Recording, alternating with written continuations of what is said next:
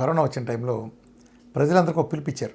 Diabetic కనుక మీరు మందులు వాడతా అంటే ఆ మందుల ప్లేస్లో మెట్ఫార్మిన్ లాంటి వాటి బదులుగా ఇన్సులిన్ ఇచ్చేయండి, అలానే ఇన్సులిన్ కూడా డోసు వాడుతున్న ఇన్సులిన్కి డబుల్ చేసేయండి అని. అంటే ఇది వాళ్ళు ఇచ్చిన సొల్యూషన్. నిజంగా ఇది ఎంత అశాస్త్రీయమైంది, ఎంత అసంబద్ధమైంది అంటే, ఇప్పుడు నేను కూడా ఆ టైంలో కూడా అడిగాను వాళ్ళని, ఇన్సులిన్ ఇవ్వటం మూలన ఏం జరుగుతుంది? ఇన్సులిన్ ఇస్తే డయాబెటిక్ తగ్గుతుందా?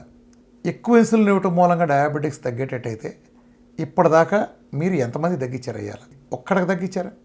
మొత్తం టోటల్గా అల్లోపతి పుట్టిన తర్వాత ప్రపంచ చరిత్రలో ఒక్కడికైనా డయాబెటిక్ తగ్గించారా? మరి ఒక్కడికైనా డయాబెటిక్ తగ్గించకుండా నేను కూడా నా ఛాలెంజ్ తెలుసు కదా, మందులతో తగ్గిన ఒక్కడి పేరు చెబితే 2 కోట్లు ఇస్తానని ఎన్ని వేల ఛాలెంజ్ చేసి ఉంటాను, ఎన్ని వేల వేదికల నుంచి. అట్లానే నా దగ్గర ఎందుకు తగ్గుతుంది? నా దగ్గర తగ్గకపోతే కూడా ఛాలెంజ్ నేను ఎందుకు అంటున్నాను? తప్పు ఎక్కడ?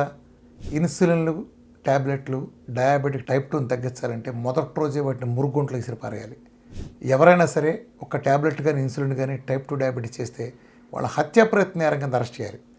ఇది జరిగేది ఏంటంటే, వీళ్ళు లైసెన్సులు తీసుకునేది డయాబెటిస్ తాలూకు సైడ్ ఎఫెక్ట్లు తగ్గిస్తానికి, లేకపోతే బ్లడ్ షుగర్ కంట్రోల్ చేయడానికి.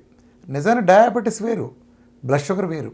మీరు బ్లడ్ షుగర్ని ఎంత ప్రెషర్ చేసి తొక్కితే డయాబెటిస్ అంత పెరుగుతుంది. అందుకే ప్రపంచంలో ఇంత విధ్వంసం జరుగుతుంది.